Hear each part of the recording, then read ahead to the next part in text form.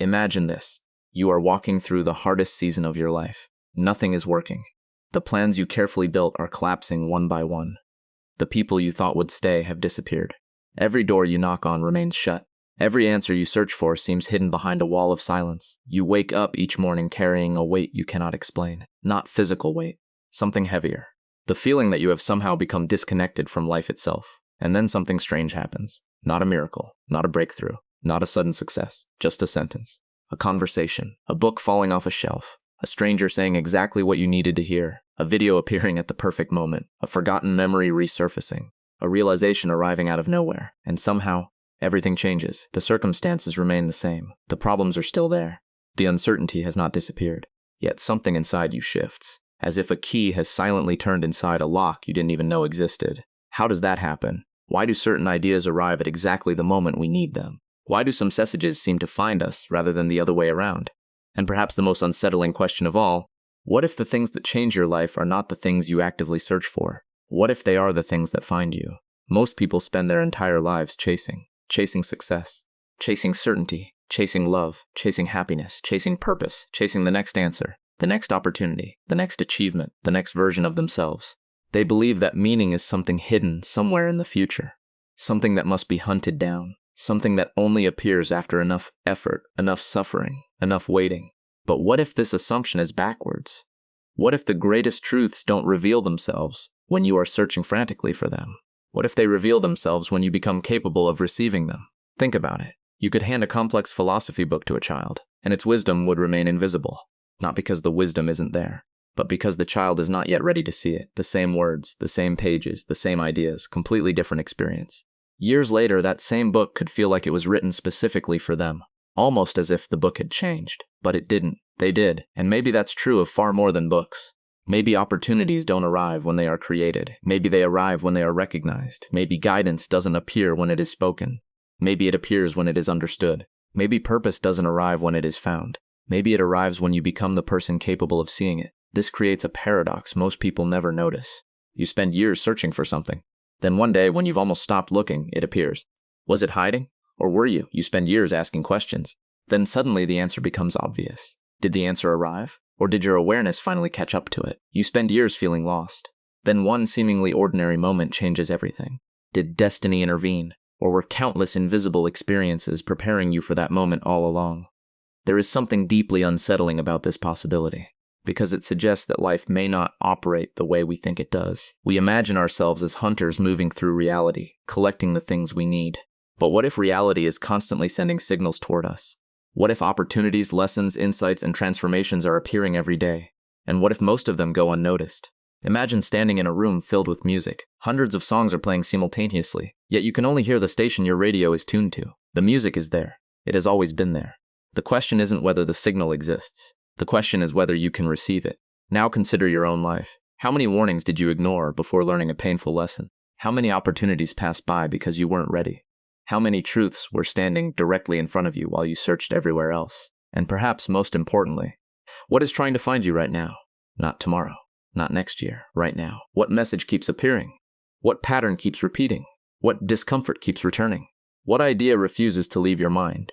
What if these aren't random events? What if they are invitations? What if something is attempting to reach you through the chaos? Because the strangest thing about life is this. The moments that define us rarely announce themselves. They arrive disguised as accidents, coincidences, failures, losses, conversations, books, people, silences. And only years later do we realize that the thing we desperately needed was already on its way. The real question is not whether it will find you. The real question is whether you'll recognize it when it does. And to understand why so many people miss it, we need to look deeper, far deeper, into the hidden psychological forces that determine what we see, what we ignore, and why some truths seem invisible until the exact moment they become impossible to avoid. Continue till the end without stopping. The greatest obstacle in your life is not what you think it is. It is not a lack of opportunity. It is not bad luck. It is not even the obstacle standing directly in your path. The greatest obstacle is perception, because you do not experience reality directly. You experience your interpretation of reality. Every second, your brain receives an unimaginable amount of information. Colors, sounds, sensations, memories, emotions, patterns, possibilities. Yet only a tiny fraction reaches your conscious awareness. Your mind filters reality. It decides what matters. It decides what deserves attention. It decides what gets ignored. And most of the time, it does this automatically, without your permission, without your awareness. This means something unsettling. The life you believe you're experiencing may only be a small slice of what is actually there. Carl Jung understood this deeply. He believed that much of human behavior is driven by forces hidden beneath conscious awareness. According to Jung, people spend their lives identifying with a limited version of themselves.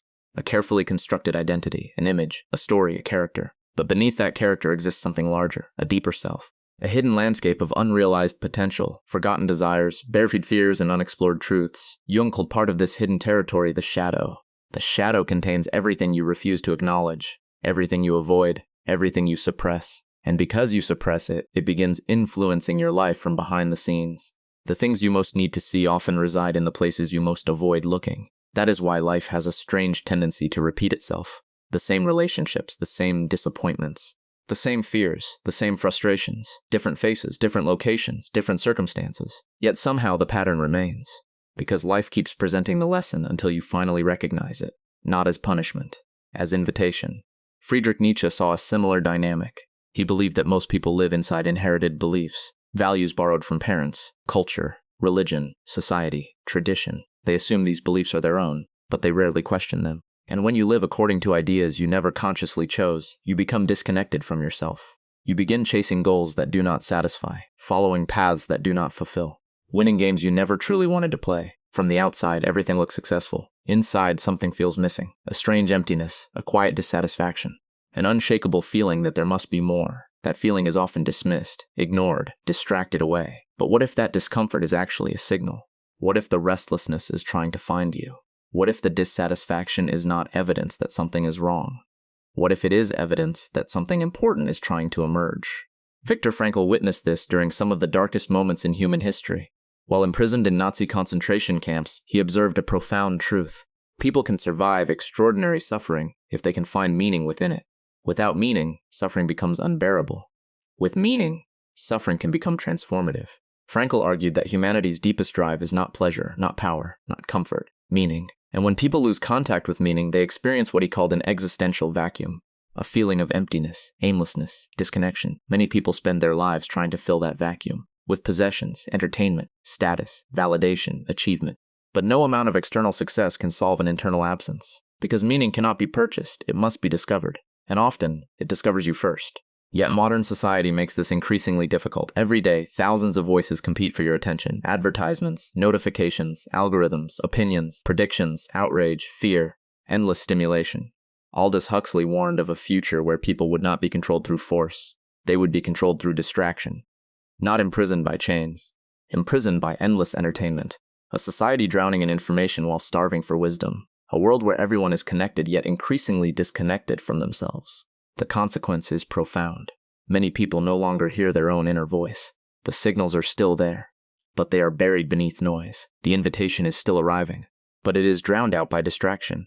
The lesson is still trying to find them, but their attention is elsewhere, and attention may be the most valuable resource you possess. Because whatever holds your attention shapes your reality. Whatever shapes your reality shapes your choices, and your choices shape your destiny, which leads to a disturbing possibility. Perhaps the reason many people feel lost is not because life has abandoned them.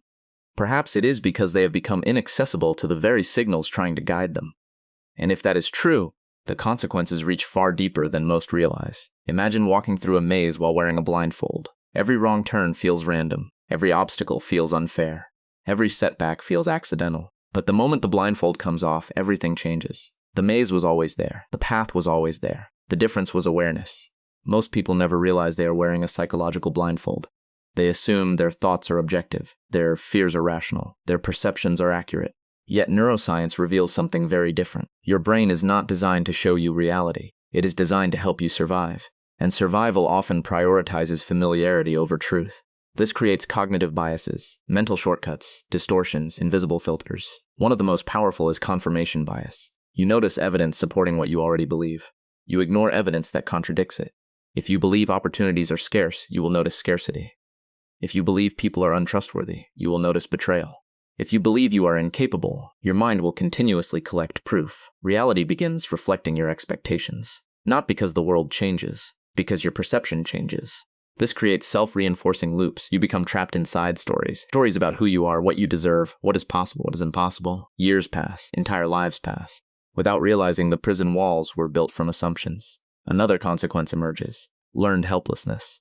Psychologists discovered that when individuals repeatedly experience situations where they feel powerless, they eventually stop trying to escape even when opportunities appear. The cage door opens. Yet they remain inside, not because they cannot leave, because they no longer believe leaving is possible. How many people live this way? Dreams abandoned, talents unused, potential unexplored. Not because they lack ability, because they have internalized limitation. The tragedy is immense. Entire futures disappear without anyone noticing. Not through catastrophe, through resignation, through gradual surrender, through the quiet acceptance of a smaller life. And this doesn't only affect individuals, it shapes societies, cultures, civilizations. Every generation inherits assumptions from the previous one. Assumptions about success, worth, identity, possibility. Many of these assumptions remain unquestioned. People follow scripts written by others. Go here, study this, earn that, buy this. Achieve more, consume more, repeat. Yet beneath the routine, a silent hunger grows, a longing for authenticity, a longing for meaning, a longing for something real. This explains why moments of awakening feel so powerful. Sometimes a conversation changes everything. Sometimes a book, sometimes a loss, sometimes heartbreak, sometimes failure. Because suffering often accomplishes what comfort cannot. It breaks illusions, it forces confrontation, it strips away distractions. The very experiences people try hardest to avoid often become the experiences that transform them. This is another paradox. The thing you fear may contain the answer. The setback may contain the lesson. The ending may contain the beginning. The loss may contain the invitation. And yet most people resist, because transformation requires uncertainty. It requires letting go of familiar identities, familiar narratives, familiar limitations. It requires entering unknown territory. Jean-Paul Sartre believed that human beings are condemned to freedom. A strange phrase, yet profoundly accurate. Freedom sounds desirable until you realize it comes with responsibility. If your future is not predetermined, then your choices matter. If your choices matter, then you can no longer blame fate for everything. And that realization is terrifying. Many people prefer certainty, even painful certainty, over uncertain possibility. Because possibility demands courage, but eventually life presents a choice: remain asleep, or wake up, remain trapped in inherited narratives, or question them, remain passive, or become conscious. And when that choice arrives, everything begins to change. Every revolution begins with a refusal to continue living the same way, a refusal to accept inherited limitations, a refusal to remain unconscious. The rebellion we are talking about is not political, it is psychological, it is spiritual, it is existential. It begins the moment you stop asking, "What should I do with my life?" and start asking, "What is life trying to teach me?" Notice the difference. One question assumes control. The other invites awareness. For years, you may have believed that growth comes from forcing outcomes, controlling circumstances, eliminating uncertainty. But some of life's greatest breakthroughs emerge when you stop forcing and start observing. Not passive observation, active awareness. You begin paying attention to patterns, repeated lessons, recurring emotions, persistent discomforts, unexpected opportunities. You become curious, and curiosity is powerful because it interrupts certainty. The moment you become curious, old assumptions lose their grip. Suddenly, possibilities emerge. History is filled with people who experience this shift. Many innovators, artists, philosophers, and leaders describe moments where solutions seem to arrive rather than be invented. Not because they were passive, because they became receptive. Their minds were prepared, their awareness expanded, the signal finally broke through. This requires developing a different relationship with uncertainty. Most people treat uncertainty as an enemy, but uncertainty is where transformation lives. Every meaningful change begins in uncertainty. Every new identity emerges from uncertainty. Every breakthrough requires uncertainty. The caterpillar experiences uncertainty before becoming a butterfly. The seed experiences uncertainty before becoming a tree. The old self experiences uncertainty before becoming something new. Yet society teaches you to avoid uncertainty at all costs. Have a plan, have answers, have certainty, appear confident, appear controlled, appear successful. But genuine growth rarely looks controlled. It often looks messy, confusing, chaotic. Temporary disorder precedes higher order. The breakthrough comes when you stop interpreting uncertainty as danger and start interpreting it as possibility. This shift changes everything. Failures become feedback. Obstacles become information. Setbacks become teachers. Losses become redirections. Nothing is wasted. Everything becomes part of the process. This doesn't mean every event happens for a reason. It means you can create meaning from any event. That is your power. And power begins with responsibility.